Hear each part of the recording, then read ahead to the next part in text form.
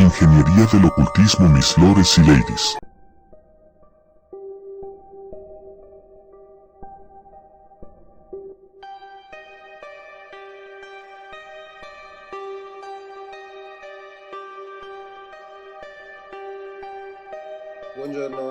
Hola, estamos en la semana del 15 de agosto, y por eso hago esto. Me inspiro en el Catecismo de la Iglesia Católica, para obtener información sobre la fiesta de la Asunción de María, que se celebra el 15 de agosto. En realidad, el 15 de agosto era anteriormente una fiesta de las llamadas paganas, es decir, eran las Feriae Augusti, o Ferragosto, por lo tanto, un día de celebración, un día de descanso del trabajo que el emperador Augusto había proclamado el 18 a.C. En fin, llamémoslas, de fiestas en general, que en definitiva estaban destinadas a dar un poco de descanso tras el largo trabajo, por ejemplo, de la siega, en fin, el trabajo de verano. Obviamente entonces la Iglesia ha puesto, como de costumbre, su sello en esta importantísima fiesta pagana. La Iglesia y el Catecismo no dedican mucho espacio a esta Asunción de María, porque en el artículo 966, en la práctica es casi el único que habla de ello, dice, finalmente, la Virgen Inmaculada preservada inmune de toda mancha de culpa original, terminado el curso de su vida terrena, fue asunta en cuerpo y alma a la gloria celestial y exaltada por el Señor como Reina del Universo, para que fuera más plenamente conformada a su Hijo, el Señor de los gobernantes, vencedor del pecado y de la muerte. La Asunción de la Santísima Virgen es una singular participación en la resurrección de su Hijo y una anticipación de la resurrección de los demás cristianos. Aquí, entre tanto, está la referencia al discurso del hecho de que María se habría conservado inmune de toda mancha de culpa original, y por lo tanto partimos de este supuesto, como nació sin mancha, digamos, acaba su vida en una diferente a aquella, con la que el común de los mortales la lleva a cabo.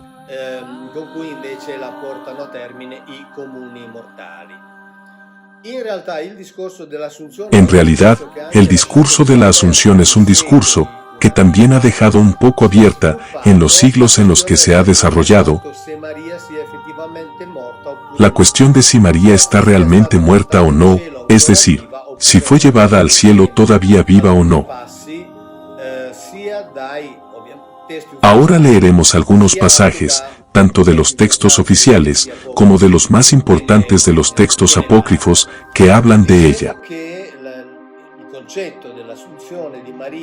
Decía que el concepto de la Asunción de María al cielo tiene una larga historia a lo largo de los siglos. En la práctica comenzó a dar indicios ya en el siglo IV, V después de Cristo con Efrén de Ciro, Timoteo de Jerusalén, Epifanio de Salamina, etc. Y luego tuvo todo un desarrollo. Ahora leemos un par de pasajes de los padres de la Iglesia, para llegar hasta 1950, año en que el Papa Pío XXII, el 1 de noviembre proclamó el dogma de la Asunción de la Santísima Virgen. Lo proclamó en la Constitución Apostólica, Munificentissimus Deus, y te lo leo porque evidentemente es importante saberlo. Por tanto, después de haber elevado de nuevo suplicantes ruegos a Dios, y de haber invocado la luz del Espíritu de la verdad, para gloria de Dios Todopoderoso, que ha derramado en la Virgen María su especial benevolencia en honor de su Hijo, Rey inmortal de los siglos, y vencedor del pecado, y de la muerte, para mayor gloria de su augusta Madre, y para gozo, y exultación de toda la Iglesia, por la autoridad de nuestro Señor Jesucristo, de los santos apóstoles Pedro y Pablo, y de nuestros santos, pronunciamos, declaramos y definimos como dogma revelado por Dios, que la Inmaculada Madre de Dios, siempre Virgen María, habiendo cumplido habiendo cumplido el curso de su vida terrena, fue asunta en cuerpo y alma a la gloria celestial.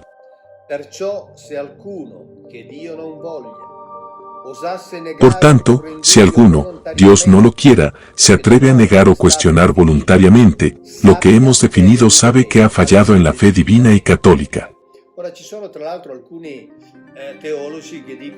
Ahora bien, hay entre otras cosas, algunos teólogos que dicen que aquí el Papa habló sobre la base de la infalibilidad papal cuando habla ex cátedra, por lo que sería un dogma, por así decirlo, dotado de una especificidad particular. Decía antes que de esta asunción de María se ha hablado a lo largo de los siglos, a partir del siglo IV y V. Aquí está quizás el primer texto que habla de esta asunción de la Virgen María, es el que pertenece al obispo de Tours, San Gregorio. Estamos en el siglo VI después de Cristo, y él escribe exactamente esto. Finalmente, cuando la Santísima Virgen, habiendo completado el curso de su existencia terrenal, estaba a punto de ser llamada de este mundo, y por lo tanto aquí sugiere que ella obviamente estaba viva. Todos los apóstoles de sus diferentes regiones se reunieron en su casa, y aquí también. Durante siglos discutieron si le sucedió en Jerusalén o en Efeso. Cuando oyeron que iba a dejar el mundo, velaron juntamente con ella. Por lo tanto estaba viva, pero he aquí el Señor Jesús vino con sus ángeles y, tomando su alma, la entregó al arcángel Miguel, y se fue. Es curioso este aspecto tan físico de que entrega su alma y luego se va. Al amanecer los apóstoles levantaron su cuerpo sobre un jergón, lo colocaron sobre un sepulcro, y lo mantuvieron en espera de la venida del Señor. Y he aquí, por segunda vez se les presentaba el Señor, mandó tomar el cuerpo sagrado, y llevarlo al cielo. Así que en realidad, según este relato de San Gregorio de Tours, Jesús llega, toma el alma de María, él se lo entrega a Miguel, y luego se va. Regresa más tarde para tomar el cuerpo. Alrededor de un siglo después, San Germán de Constantinopla, quien, en el contexto de la patrística de la Iglesia, es considerado algo así como la cúspide de la Mariología, es decir, de los expertos y de estudios sobre la figura de María, en su primera homilía sobre la dormición, escribe: siendo humano, vuestro cuerpo se ha transformado para adaptarse a la vida suprema de la inmortalidad.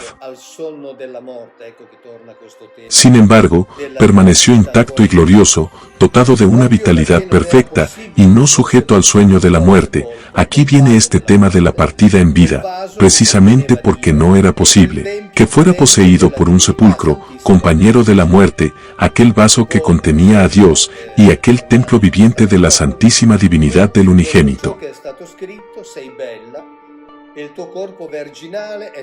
Luego Germán de Constantinopla continúa: tú, según está escrito, eres hermosa, y tu cuerpo virginal es todo santo, todo casto, todo morador de Dios, por lo tanto también es ajena a disolverse en polvo.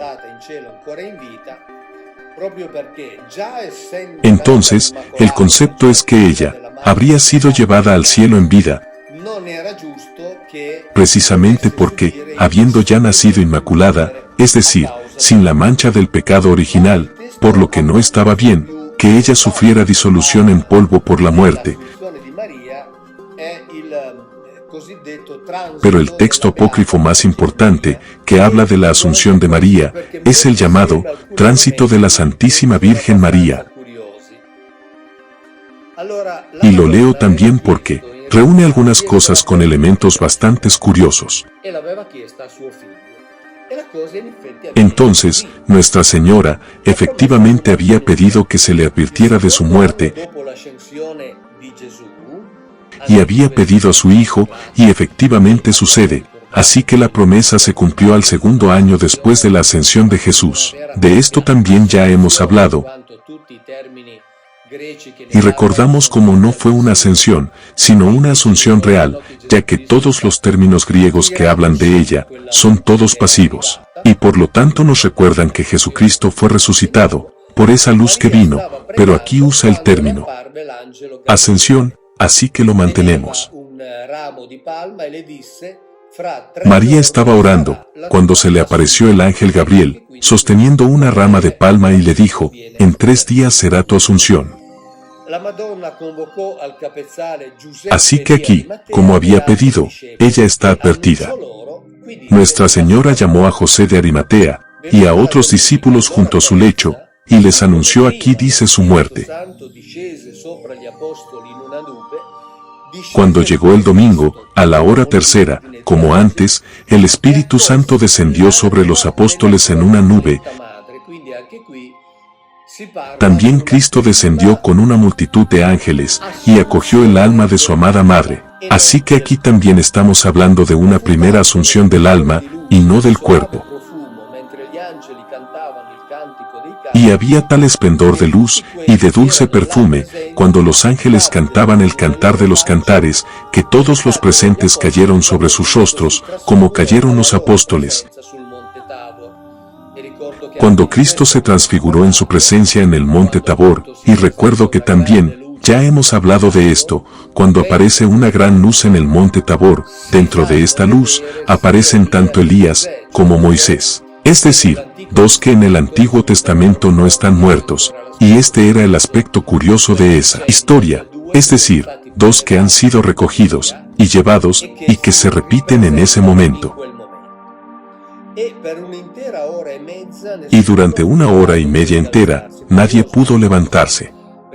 También es curiosa, esta referencia de tiempo preciso, es decir, llega una luz, los golpea de manera tan fuerte, que durante 1 hora y media, no pueden levantarse.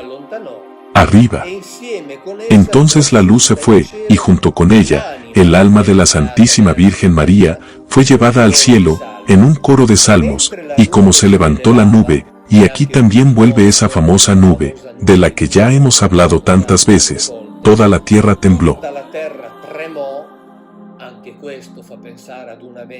Esto también sugiere un evento particular, porque por toda la tierra, podemos significar toda la tierra allí, en el lugar donde ese evento tuvo lugar. Y en un solo instante todos los habitantes de Jerusalén vieron claramente la muerte de Santa María.